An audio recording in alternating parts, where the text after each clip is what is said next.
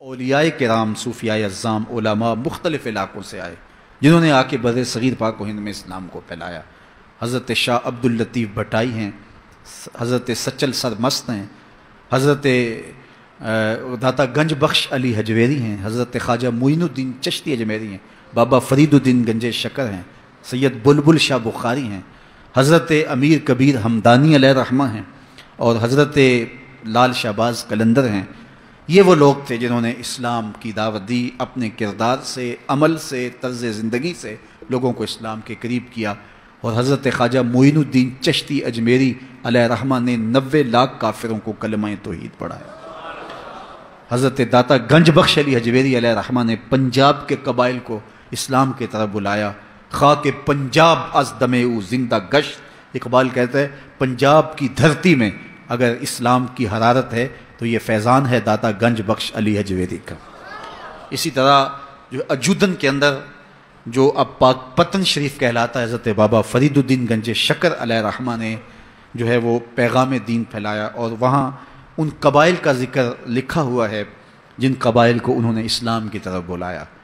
اس طرح کشمیر کے علاقے کے اندر جن بزرگوں کا میں نے ذکر کیا، انہوں نے وہاں اسلام کی دعوت دی اور لوگوں کو دین کی طرف بلایا۔ حضرت شاہ عبداللطیف بھٹائی علیہ رحمہ نے اور سچل سرمست نے سندھ کی دھرتی کو اسلام کے نور سے آباد کیا۔ تو یہ اسلام پھیلا۔ میں اور آپ اللہ کا شکر ادا کریں کہ ہم مسلمان ہیں، اور اللہ کا، اس کے رسول کا شکریہ ادا کرنے کے بعد ہم ان بزرگوں کے شکر گزار ہوں جن کے کردار کی چمک سے ہمارے آباء و اجداد نے دین لیا۔ اگر یہ بزرگ یہاں نہ آتے تو ہماری 7ویں، 8ویں، 10ویں، 15ویں پشت میں ہمارے آباء و اجداد مسلمان ہوئے تھے، تو آج اللہ کا شکر ہے ہم بھی مسلمان ہیں۔ اور اگر وہ مسلمان نہ ہوئے ہوتے تو شاید آج ہم کسی بت کے آگے ہاتھ جوڑ کے کھڑے ہوتے۔ تو آج اللہ کا شکر ہے کہ ہمارے اندر پاکیزگی ہے، ہمارے اندر طہارت ہے۔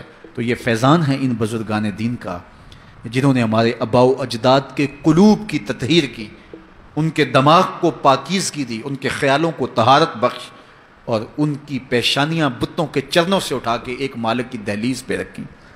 تو آج اگر ہمارے خون کے اندر وفا ہے تو ہم ان بزرگوں کے کبھی بھی ناسپاس اور ناشکر گزار نہیں ہو سکتے ہیں، اس لیے کہ بر صغیر پاک و ہند کے اندر جتنی بھی روشنی اسلام کی، جتنی بھی روشنی ایمان کی، جتنا بھی چراغاں جو ہے وہ دین کا پھیلا ہے، وہ ان بزرگوں کی محنت اور ان کی کوششوں کا ثمر ہے۔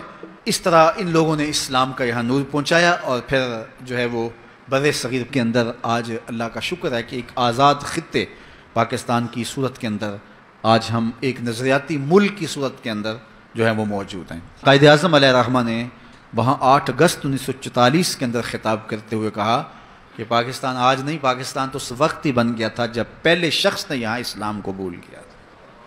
پھر اس کے بعد اللہ تعالیٰ نے جو ہے وہ مسلمان حکمرانوں کے سلسلے شروع کیے، اور یہاں ایک طویل عرصہ، صدیوں تک مسلمانوں نے حکومت کی، اور مسلمانوں نے کبھی ایسا نہیں کیا کہ کسی کو جبراً مسلمان بنایا ہو۔ یہ اسلام کی روشن تاریخ ہے۔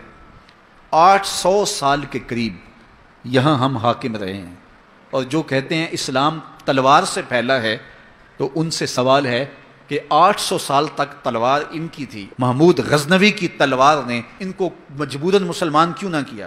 اور اندلس کے اندر مسلمانوں نے تلوار کے زور پہ ان عیسائیوں کو مسلمان کیوں نہیں کیا؟ اسلام تلوار کے زور پر نہیں ہے، محمد عربی کے کردار کے زور پہ پھیلا ہے۔ تو یہ بات ذہن میں رکھیں اور اچھی طرح ذہن نشین کریں۔ اور دوسری بات یہ ہے کہ لوگ کہتے ہیں اسلام تلوار کے زور پہ پھیلا ہے۔ میں پوچھتا ہوں، جب تلوار ابو جہل کے ہاتھ میں تھی، ابو لہب کے ہاتھ میں تھی، عتبہ اور عتیبہ کے ہاتھ میں تھی، اور حضرت بلال چکی پیستے تھے اور مار بھی کھاتے تھے، اور اسلام اس وقت پھیل رہا تھا، تلوار تو کفار کے ہاتھ میں تھی، تو اسلام کیسے پھیل رہا تھا؟ تو اسلام تلوار سے نہیں پھیلا، محمد عربی کے کردار سے پھیلا ہے، اور یہ دبنے والا نہیں ہے، یہ پھیلتا رہے گا۔